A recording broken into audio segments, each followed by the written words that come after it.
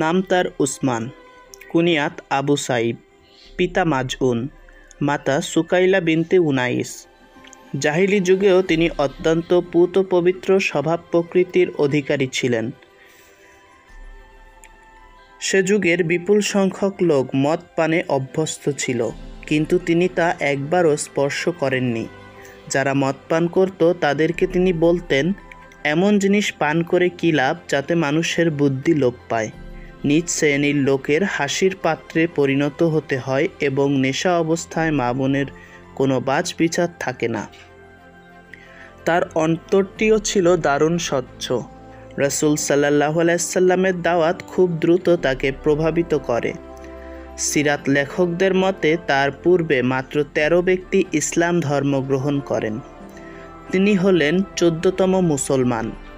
ইবনে সাদের একটি বর্ণনায় জানা যায়, রাসূল সাল্লাল্লাহু আলাইহি সাল্লাম আকরামের গৃহে আশ্রয় নেওয়ার পূর্বেই উসমান ইবনে মাজুন, উবাইদা ইবনুল হারিস, আব্দুর রহমান ইবনে আউফ, আবু সালামা আব্দুল আসাদ এবং আবু উবাইদা ইবনুল জাররাহ একসাথে ইসলাম ধর্ম গ্রহণ করেছিলেন।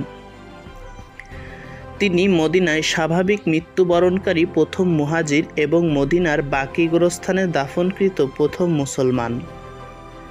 নবুয়াতের ৫ম বছরে সর্বপ্রথম মুসলমানদের একটি দল রাসূল সাল্লাল্লাহু আলাইহি ওয়াসাল্লামের ইজাজাত নিয়ে হাবশায় হিজরত করেন। উসমান ইবনে মাজুন ছিলেন এই মুহাজিরের দলের নেতা। এই দলটির সাথে তার পুত্র সাইবও ছিলেন। বেশ কিছুকাল হাবশায় অবস্থানের পর সংবাদ পেলেন যে মক্কার গোটা কুরাইশ খানদান ইসলাম ধর্ম কবুল করেছে। তিনি আনন্দ সহকারে মক্কার দিকে যাত্রা করলেন।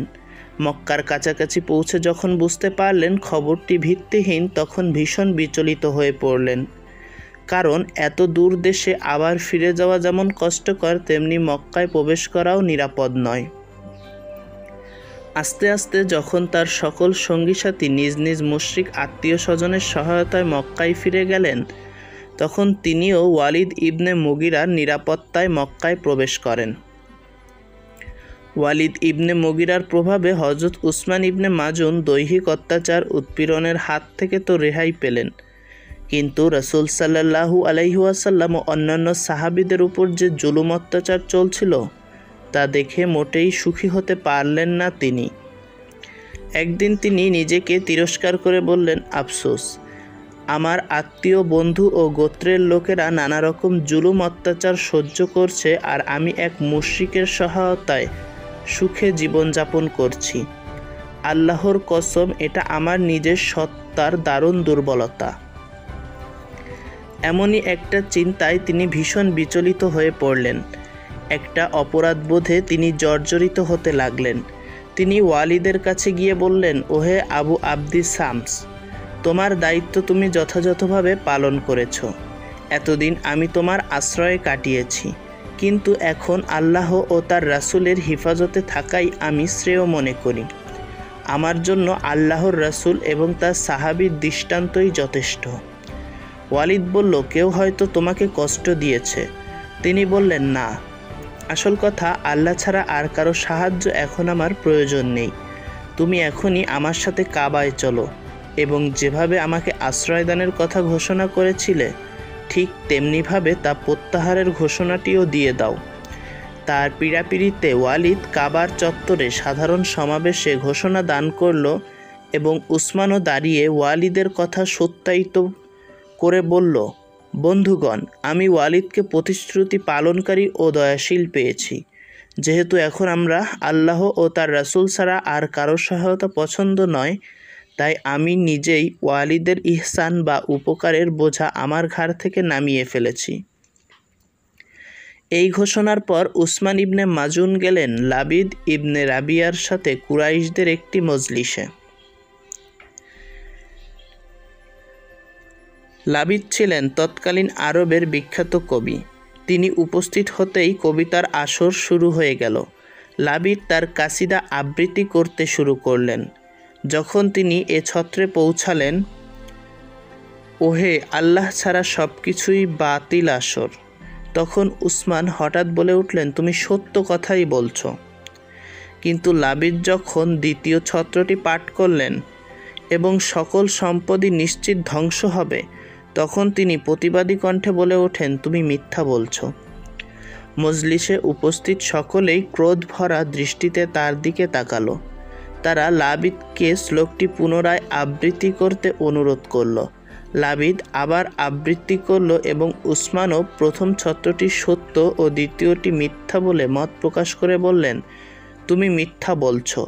জান্নাতের নিয়ামত বা সুখ সম্পদ কখনোই ধ্বংস হবে না। একথা শুনে লাবিদ একটু রুষ্ট হয়ে বলল, কুরাইশ গোত্রের লোকেরা, তোমাদের মজলিসের এই অবস্থা তো পূর্বে কখনো দেখিনি। এই উস্কানিমূলক উক্তিতে সমগ্র মজলিস ক্রোধে ফেটে পড়ল। এক হতভাগা উসমানের দিকে এগিয়ে গিয়ে তার মুখে সজোরে এক ঘুষি মেরে দেয়। ঘুষি খেয়ে তার একটি চোখ রক্ত জমে কালো হয়ে যায়। লোকেরা বলল, উসমান, তুমি তো ওয়ালিদের আশ্রয়ে বেশ ভালোই ছিলে এবং তোমার চোখও এ কষ্ট থেকে নিরাপদে ছিল। জবাবে তিনি বললেন, আল্লাহর আশ্রয় সবচেয়ে বেশি নিরাপদ ও সম্মানজনক। আমার যে চোখটি এখনও ভালো আছে সেটাও তার বন্ধুর কষ্টের ভাগও হওয়ার জন্য উদ্গ্রীব। ওয়ালিদ জিজ্ঞাসা করল, তুমি কি আবার আমার হিফাজতে আসতে চাও? তিনি বললেন, এখন আল্লাহর হিফাজতই যথেষ্ট। তার এ সময়ের অনুভূতির চমৎকার বহিঃপ্রকাশ ঘটেছে তার স্বরচিত একটি কাসিদায়। হযরত আলীও তার একটি কবিতায় উসমানের এ ঘটনা সুন্দরভাবে তুলে ধরেছেন। এভাবে দীর্ঘদিন যাবৎ হযরত উসমান মক্কার নানা রকম অত্যাচার ও উৎপীড়ন ধৈর্য সহকারে সহ্য করতে থাকেন। অতঃপর রাসূল সাল্লাল্লাহু আলাইহি সাল্লাম সকল সাহাবীকে মদিনায় হিজরতের অনুমতি দেন। হযরত উসমান ইবনে মাজউন তার দুই ভাই কুদামা ইবনে মাজউন, আবদুল্লাহ ইবনে মাজউন ও পুত্র সাইব ইবনে উসমান সহ পরিবারের অন্য সকলকে নিয়ে মক্কা থেকে মদিনায় হিজরত করেন। হযরত উসমান তার খানদানের একটি লোককেও মক্কায় রেখে যাননি। মদিনা পৌঁছে তিনি হযরত আবদুল্লাহ ইবনে সালামা আজলানী রাদিয়াল্লাহু তাআলার অতিথি হন।